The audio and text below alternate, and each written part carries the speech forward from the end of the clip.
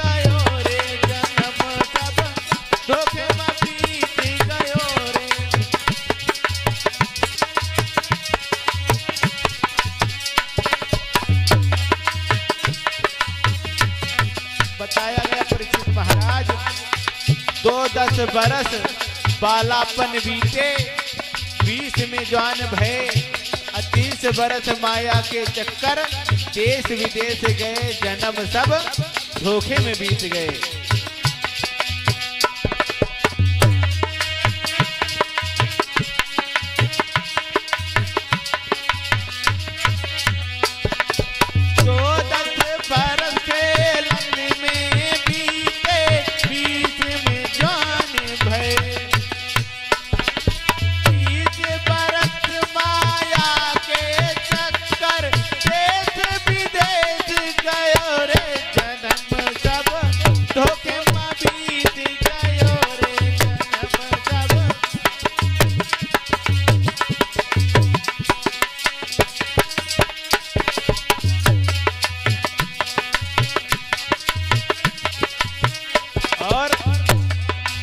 जी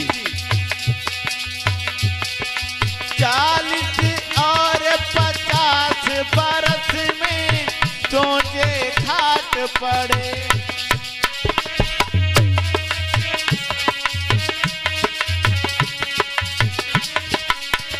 कहे मैया जब वृद्धावस्था आती है 40-50 बरस में, तो खाट में पकड़ लेते हैं, बीमारियां आ जाती हैं। 40 और 50 बरस में सोचे खाट पड़े, बेटा बहुवर ताना मारे, बुढ़ाऊ मर न गयो रे, जन्म सब धोखे में बीत गयो रे, जन्म सब।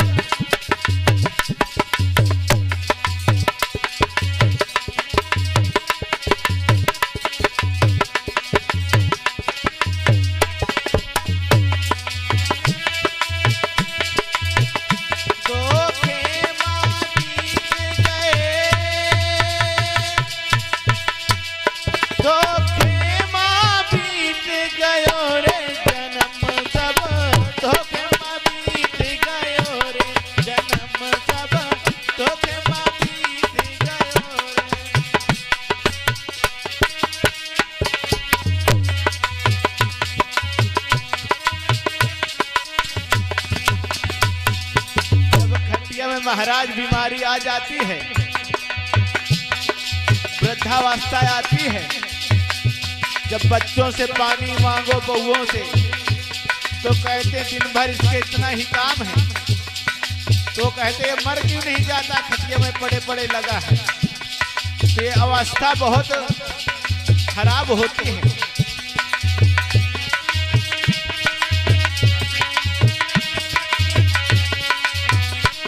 और कवि ने कहा है बड़ी सुंदर लाइन, अरे नहीं सुनी तूने कथा भागवत नहीं कछुदान किए।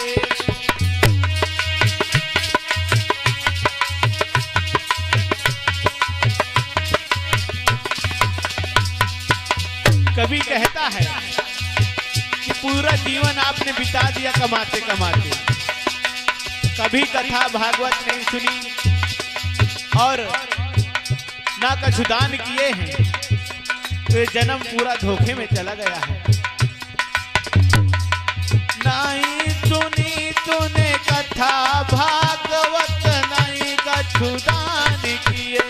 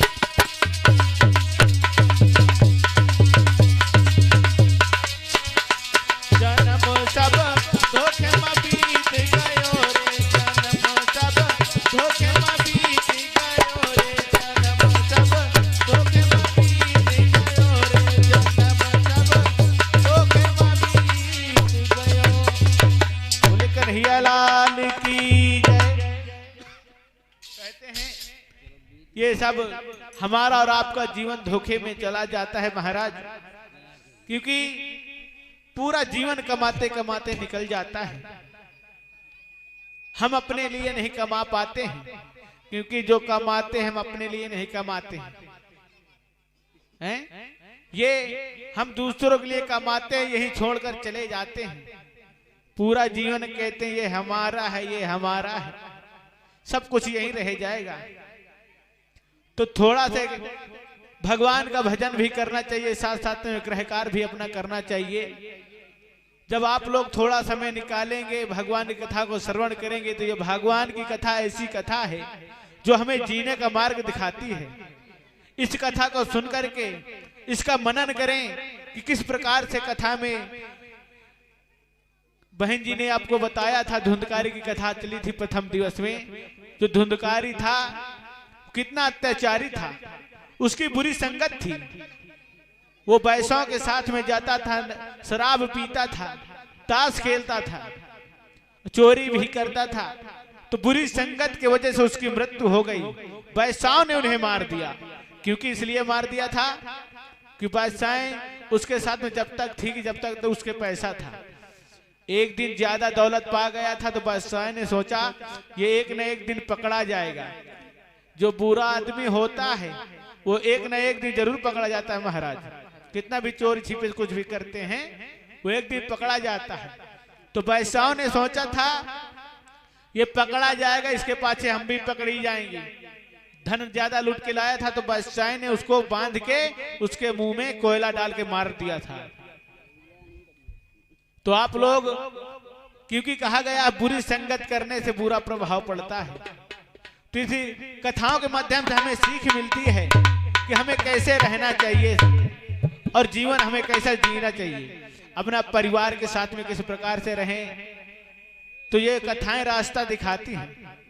बोले गोविंद भगवान की, बोले वृंदावन बिहारी लाल की जय। आइए बहन जी के द्वारा कथा को श्रवण करें। सुंदर झांकी थोड़ी देर बाद में आपको बहुत ही सुंदर रस लीला दिखाया जाएगा। तो ग्राम के व क्षेत्र के नगर के जहां तक भी ध्वनि विस्तारक यंत्र की आवाज जा रही है तो आप लोग भारी से भारी संख्या में आए और भगवान की कथा को श्रवण करें। सुंदर झांकी देखें, रहस्य लीला कथा के माध्यम से आपको देखने को और सुनने को मिलेगी। जय जय श्री राधे श्याम।